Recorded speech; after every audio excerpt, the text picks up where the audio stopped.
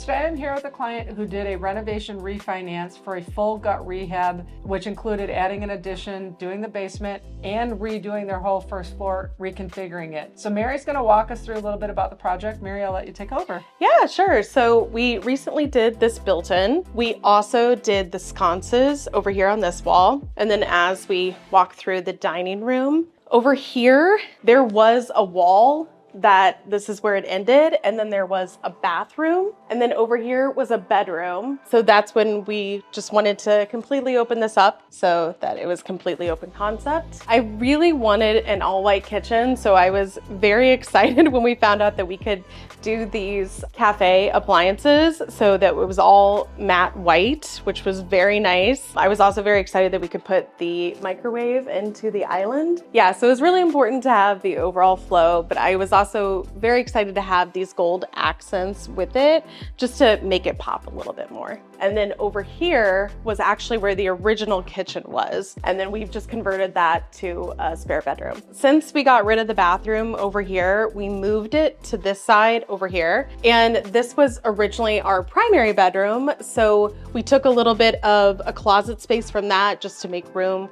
for the bathroom over here and carried through some of those gold accents, and was really excited to have a wallpaper feature as well within there. This is now just a spare bedroom office, and then we've moved our primary upstairs. So I want to talk a little bit about the staircase. This is something that comes up on every project. A lot of the stairs in the older homes are not to code. You can barely walk up and down them. So Mary's gonna explain what you guys had to deal with here, so I'll let you go ahead. Yes, yeah, both of these for sure. It was just 2 doors, and it was one went upstairs and one went downstairs. And then these ones just kind of turned and jutted down, but yes, both not to code. Very scary. Not exactly stairs that you want to walk on. So this is just nice that we also kept with the wood to kind of match the same flooring. So now we're upstairs in the master suite, master bathroom that they created, and Mary's going to share the concept of how they did this upper space and finished it. We wanted to dormer out because we definitely wanted more room on this side, but we were also concerned about the roof line because this is a one-way street coming down.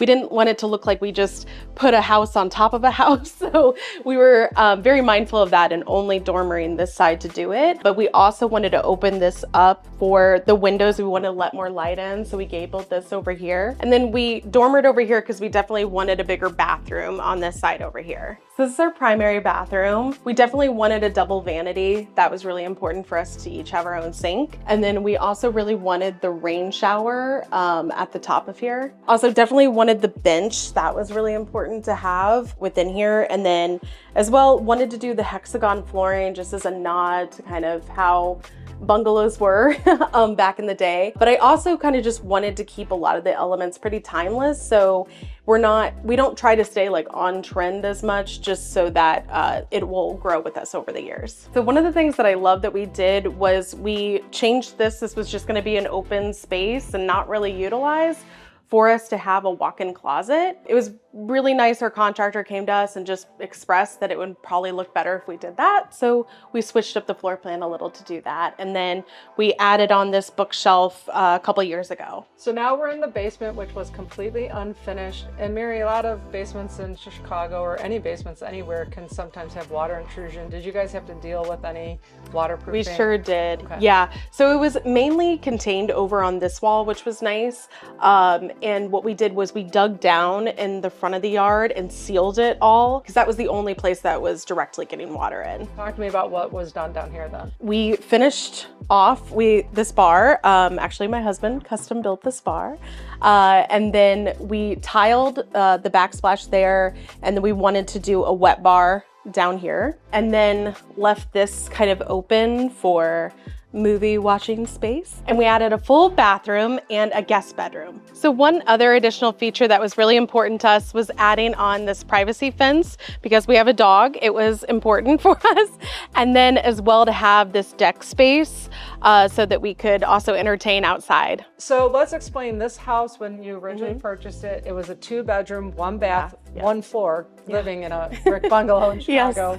And now we're at how many bedrooms and bathrooms? 4, 3. So 4 bedrooms, 3 bathrooms. They started with a loan amount of around $220,000. We did $190,000 worth of work on the gut rehab. And then they did finish the basement with their own funds. Right now, the house is worth about just under $700,000. So they created a ton of equity.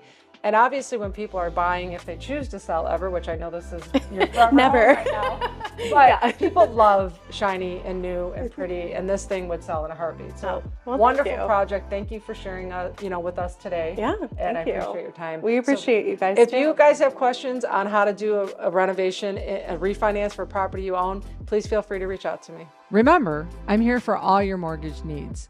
While I do renovation lending, I also do move-in ready. So if you're unsure whether you want to get a fixer-upper or a move-in ready, I can handle both. So please subscribe to my YouTube channel for more news, market updates, and opportunities to save money.